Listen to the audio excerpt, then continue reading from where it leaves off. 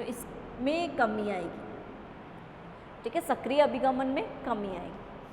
तो ER और ribosomes की बात करते हैं। नेक्स्ट हम चल रहे हैं पॉइंट बाय पॉइंट, थर्ड, अब हम आएंगे फोर्थ पॉइंट पर।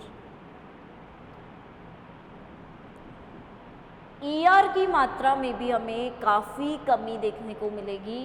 एंडोप्लाज्मिक रेटिक्यूलम बहुत कम बनता है क्योंकि बन नहीं रही हैं चीज़ें।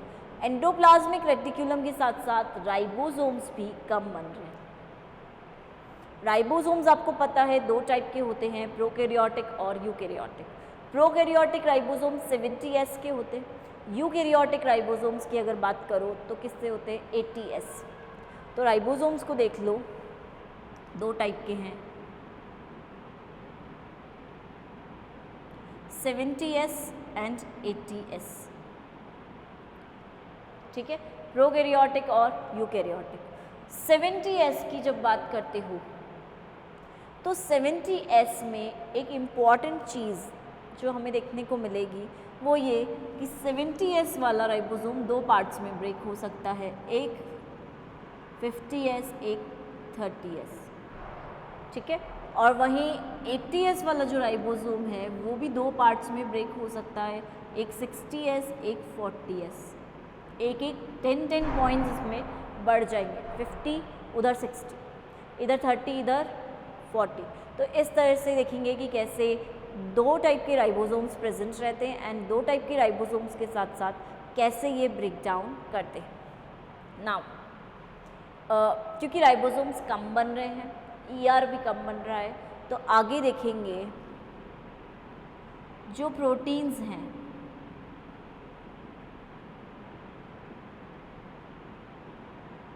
जो भी प्रोटीन्स हैं, एंजाइम्स हैं, सल्यूबल प्रोटीन सिस्टम है, उनकी मात्रा में भी कमी आएगी क्योंकि राइबोसोम्स क्या करते हैं, mRNA से प्रोटीन बनवाते हैं। mRNA से प्रोटीन की मात्रा कम हो जाएगी तो सल्यूबल प्रोटीन सिस्टम, एंजाइम्स, ये सारे भी मात्रा में कम हो जाएंगे। किसकी वजह से, राइबोसोम्स की वजह से। नाउ लाइसोसोम्स की बात करो तो लाइसोसोम्स में जो एंजाइम्स होते हैं इनमें अलग टाइप के परिवर्तन देखने को मिलते हैं। कई बार एंजाइम्स जो होते हैं वो ऑटोलिटिक डिजीज़ेस कॉज करने लग जाते हैं, अपने ही ऑर्गन्स को पहचानते नहीं हैं और एक्चुअल में उन पे एक्ट करने लग जाते हैं, क्योंकि एक्चुअल में क्या हो रहा है, उनके फंक्शन में लॉस हो रहा है। तो फंक्शन में लॉस की वजह से लाइसोसोम्स के जो एंजाइम्स हैं वो ऑटोलिटिक बिहेवियर दिखाएंगे, खुद के ही ऑर्गन्स को, अंगों को, अपने ही अंगों को तोड़ने लग जाएंगे, ठीक है। और उसकी वजह से कुछ डिजीज़ेस हमें ऑब्जर्व हो सकते हैं। तो इनकी वजह से डिजीज़ेस कॉज होने के पूरे चांसेस हैं, ठीक है।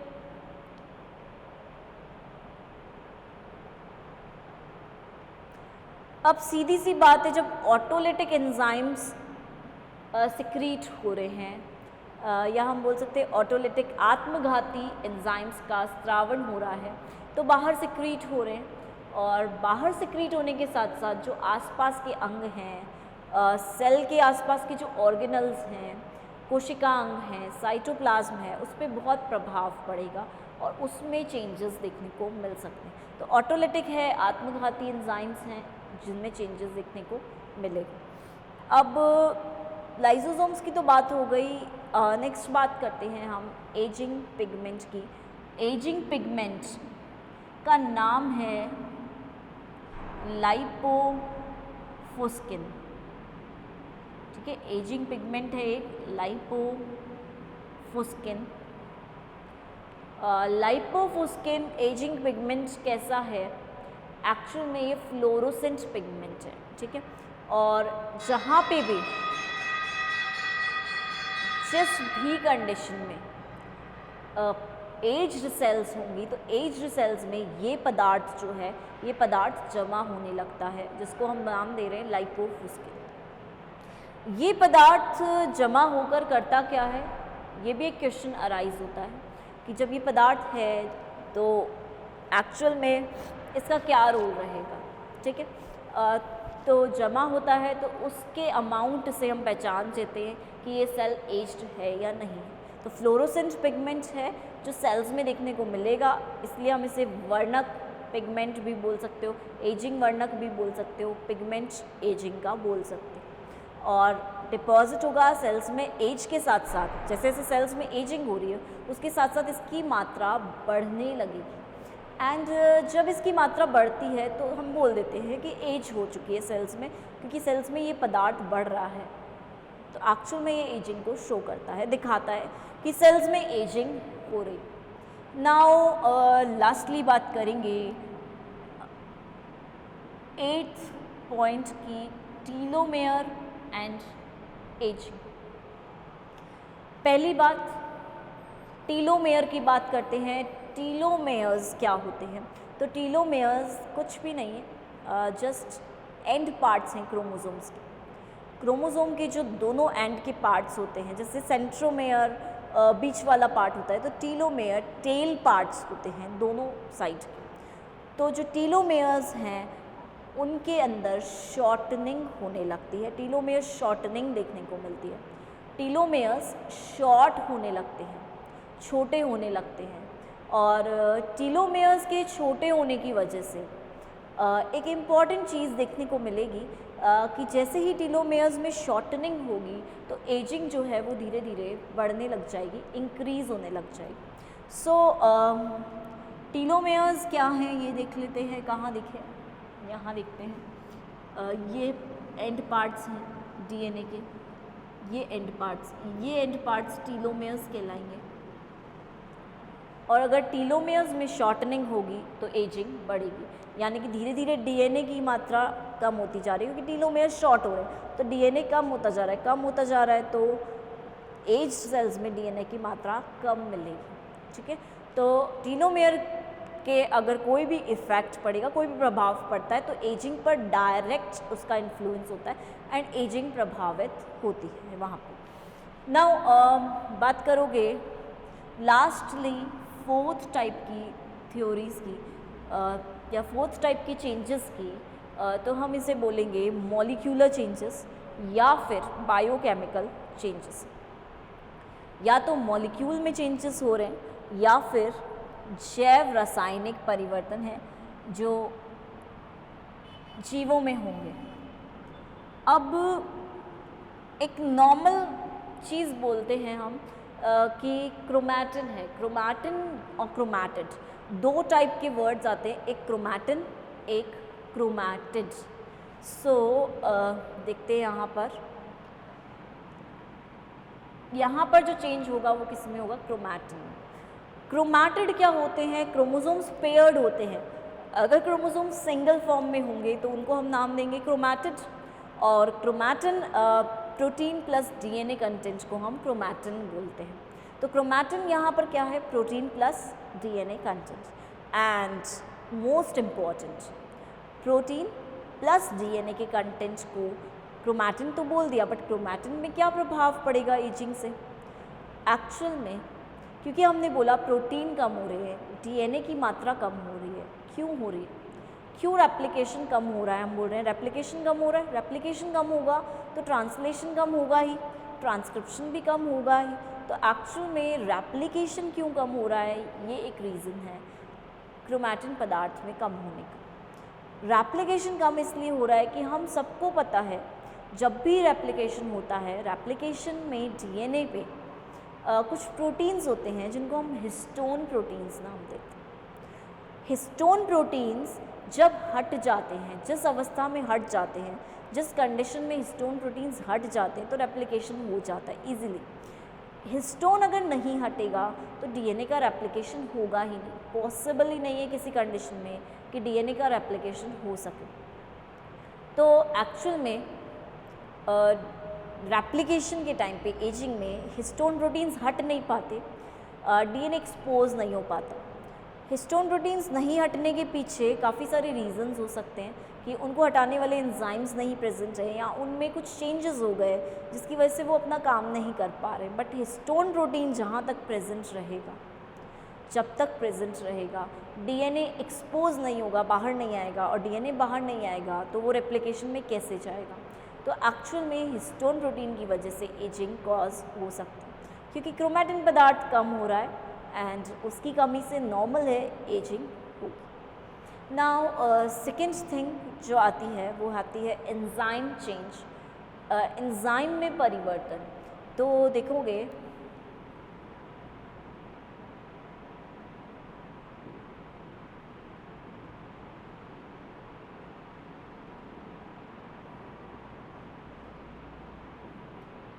एज के साथ साथ नॉर्मली जब हम बात करते हैं तो एंजाइम्स में दो टाइप के चेंजेस आते हैं। कुछ चेंजेस ऐसे होते हैं जो एज के साथ साथ एंजाइम्स को बढ़ाते हैं, यानी कि कुछ एंजाइम्स की मात्रा एज के साथ बढ़ती है और कुछ एंजाइम्स की मात्रा एज के साथ धीरे धीरे कम होने लगेगी और कम देखने को मिलेगी। सो वन थिंग, सबसे मोस्ट इम्पॉर्टेंट थिंग ये है कि एंजाइम्स कुछ बढ़ेंगे कुछ घटेंगे। अब अगर मैं बात करूं तो कुछ एंजाइम्स जिनकी मात्रा एक्चुअल में एजिंग के साथ बढ़ती है वो एंजाइम्स होते हैं हमारे LDH, SDH, कुछ ट्रांसफरेज एंजाइम्स होते हैं। इन सब की मात्रा एजिंग के साथ साथ घटती है, ठीक है, कम होती है एजिंग के साथ साथ इनकी मात्रा। अब LDH की बात करो, SDH की बात करो, ये है क्या?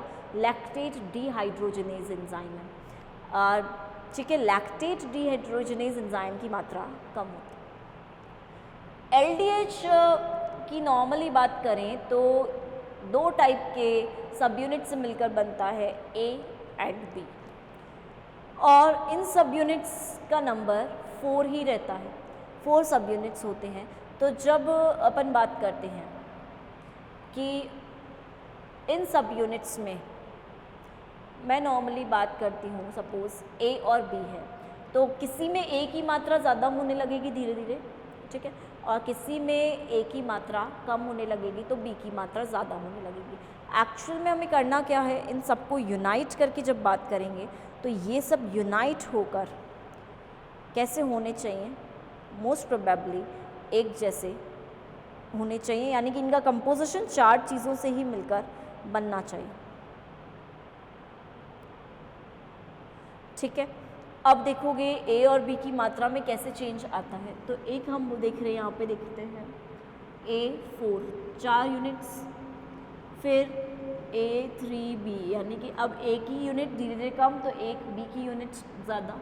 अब देखोगे A2 एक और यूनिट कम तो B की भी एक यूनिट ज़्यादा, A2 B2। फिर देखोगे AB3 यानी कि A की और कम तो B की एक और ज़्यादा। और लास्ट टाइप जो इसका होता है वो होता है, एक तो ये हो गया, अब लास्ट टाइप हो जाएगा B4, यानी कि A बिल्कुल गायब और B4। तो इनको हम ऐसे टाइप 1 2 3 4 और 5 ऐसे टाइप्स में डिवाइड कर सकते हैं कि LDH1, LDH2, LDH3, LDH4, LDH5। And most probably अगर B4 की बात करती हूँ तो B4 जो है ये कहाँ ज़्यादा वर्क करेगा, ये एम्ब्रियो में, भ्रूण में ज़्यादा वर्क करता है, ठीक है, वहाँ पे ज़्यादा काम करता है। और एज के साथ साथ इनकी मात्रा धीरे धीरे कम होने लगेगी। वहीं कुछ एंजाइम्स ऐसे हैं जिनकी मात्रा एज के साथ बढ़ती है, जिसमें मोस्ट कॉमन एंजाइम है कैथेप्सिन। कैथेप्सिन की अगर बात करोगे आप तो कैथेप्सिन की मात्रा एज के साथ साथ बढ़ने लगेगी। इसके साथ साथ एल्डोलेज और किडनी के जो आप बोल सकते हो लाइजोजाइम्स होते हैं, ठीक है, वृक्कीय लाइजोजाइम बोल सकते हो, या किडनी के जो लाइजोजाइम्स होते हैं उन एंजाइम्स की मात्रा भी एज के साथ साथ बढ़ती है। सो कैथेप्सिन, एल्डोलेज और लाइजोजाइम्स, इनकी मात्रा बढ़ रही है, लाइजोजाइम्स की, राइट। तो ये कुछ एंजाइम्स जिनकी मात्रा कम हो रही है और कुछ एंजाइम्स जिनकी मात्रा बढ़ रही है। नाउ नेक्स्ट बात करते हैं हम अदर प्रोटीन्स की। कोलेस्ट्रॉल, इलास्टिन, स्किन के प्रोटीन्स हैं कुछ, कोलेजन्स, राइट। इन सब की मात्रा में चेंज हो सकता है या फिर लिंकिंग में चेंज हो सकता है, एज ऑलरेडी हमने डिस्कस किया है। तो इनकी जब लिंकिंग में चेंज होगा तो क्रॉस लिंकिंग हो जाएगी, गैप कम हो जाएगा, क्रिएट नहीं हो पाएगा, एडिपोज टिश्यूज़ हटने लग जाएंगे, या हम बोल सकते हैं कि लिपिड्स की जो लेयर होती है, वसा की जो लेयर होती है वो हटने लग जाएगी, तो स्किन में चेंज होगी। तो ये तो कुछ प्रोटीन्स हैं जिनमें चेंज मिलेगा, एंजाइम्स में चेंज मिलेगा। उसके अलावा जो भी प्रोटीन्स हैं उनमें भी कुछ परिवर्तन देखने को मिल सकता है। तो अदर प्रोटीन्स में भी मॉलिक्यूलर लेवल पर चेंज मिलेगा। और लास्टली बात करेंगे हॉर्मोन्स की। तो आप सबको पता है, जैसा हमने रिप्रोडक्टिव सिस्टम में देखा ही था कि हॉर्मोन्स में परिवर्तन दिखेंगे। कुछ हॉर्मोन्स ऐसे होंगे जिनकी मात्रा एज के साथ साथ काफ़ी कम होने लग जाएगी, like oestrogen, like LH, like FSH, ठीक है। धीरे धीरे इनकी मात्रा कम होने लगेगी। मोस्टली ये रिप्रोडक्टिव हॉर्मोन्स होते हैं, लाइक T3 T4 मेटाबॉलिज्म को कंट्रोल करते हैं। तो इनकी मात्रा धीरे धीरे कम होती है एजिंग के साथ साथ, तो बाकी प्रोसेसेस पे इफ़ेक्ट पड़ता है, एंड बाकी प्रोसेसेस पे इफ़ेक्ट पड़ेगा तो वो एजिंग को कॉज करेगा। तो इन हार्मोन्स की वजह से, इन एंजाइम्स की वजह से एजिंग हो सकती है। तो हमने 4 टाइप के इफ़ेक्ट्स पढ़े। सबसे पहले इफ़ेक्ट्स था सिस्टम पर इफ़ेक्ट, सिस्टमिक चेंजेस। दूसरा इफ़ेक्ट था हमारा एक्स्ट्रा सेल्यूलर बाह्य कोशिकीय परिवर्तन, सेल्स के बाहर में चेंज। तीसरा इफ़ेक्ट था सब सेल्यूलर चेंज, सेल के अंदर जो ऑर्गेनल्स हैं, कोशिकांग हैं, उनमें चेंज, उनमें परिवर्तन। और लास्ट चौथा है मॉलिक्यूलर चेंज, यानी कि मॉलिक्यूल्स लेवल पर परिवर्तन देखने को मिल रहा है।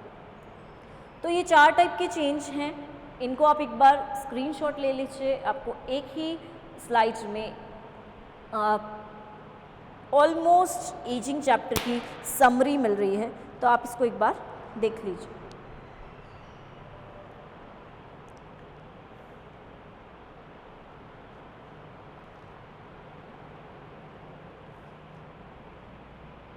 ऑलराइट, एक और इम्पॉर्टेंट पॉइंट जो हमें यहाँ देखने को मिलेगा, हमें कुछ एजिंग थ्योरीज़ पे भी फोकस करना है कि कौन कौन सी एजिंग थ्योरीज़ होती है। प्लस एजिंग थ्योरीज़ में अलावा एक और सब्सटेंस होता है जो एजिंग कॉज करता है, उसको भी हमें फोकस करना है, और इसको हम बोलते हैं केलोन। ठीक है, केलोन एक सब्सटेंस है जो एजिंग कॉज करता है। एक्चुअल में ये करता क्या है, केलोन का जो काम है वो ये होता है कि केलोन एक्चुअल में जो सेल डिवीज़न है, माइटोसिस है, उसको रोकता है या उसको कम कर रहा है। ठीक है, सेल डिवीज़न माइटोसिस को जब वो कम करेगा, या आप बोल सकते हो डिक्रीज़ करेगा, इस कंडीशन में सेल डिवीज़न नहीं होगा तो सेल्स नहीं बनेंगे, एंड सेल्स नहीं बनेंगे तो सेल्स की मात्रा, संख्या कम होगी, नंबर कम होगा। एंड सेल्स का नंबर कम होगा तो हम बोलते हैं एजिंग में सेल्स का नंबर इतना ज़्यादा नहीं होता। एंड धीरे धीरे क्या होता है, जो स्किन में चेंजेस आते हैं वो चेंजेस धीरे धीरे कम होने लग जाते हैं, रिड्यूस हो जाते हैं, राइट, रिंकल्स पड़ जाते हैं। तो केलोन एक ऐसा सब्सटेंस है जो सेल डिवीज़न को रोकता है, स्टॉप करता है, सेल डिवीज़न को नहीं होने देता। एंड इस कंडीशन में जब सेल डिवीज़न नहीं होगा या बोल सकते हो सेल्स में जब डिवीज़न नहीं होगा तो एजिंग कॉज होगी। सो ऑलराइट, ये बात थी हमारी केलोन की। एंड सेकेंड थिंग, प्रोजेरिया की बात करेंगे नेक्स्ट क्लास में।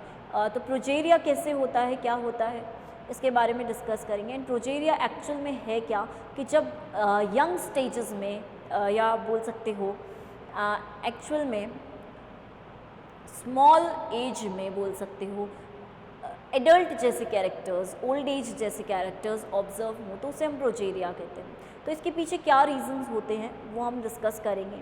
और ये कंडीशन कुछ ऐसी होती है जो हमने पा मूवी में अमिताभ बच्चन में देखा था, कैसे चेंजेस थे, दांतों का गिरना एंड बालों का झड़ना, हेयर लॉस होने लग गया था बहुत यंग एज में। ठीक है, एडल्ट जैसा दिखने लग जाता है, तो उसे प्रोजेरिया कहते हैं। काफ़ी इस डिज़ीज़ को काफ़ी ज़्यादा स्प्रेड होते हुए देखा गया है, काफ़ी नंबर में, ऐसा नहीं 1% मिल रहा है, पर नंबर्स भी इनके हैं, काफ़ी पेशेंट्स मिलते हैं।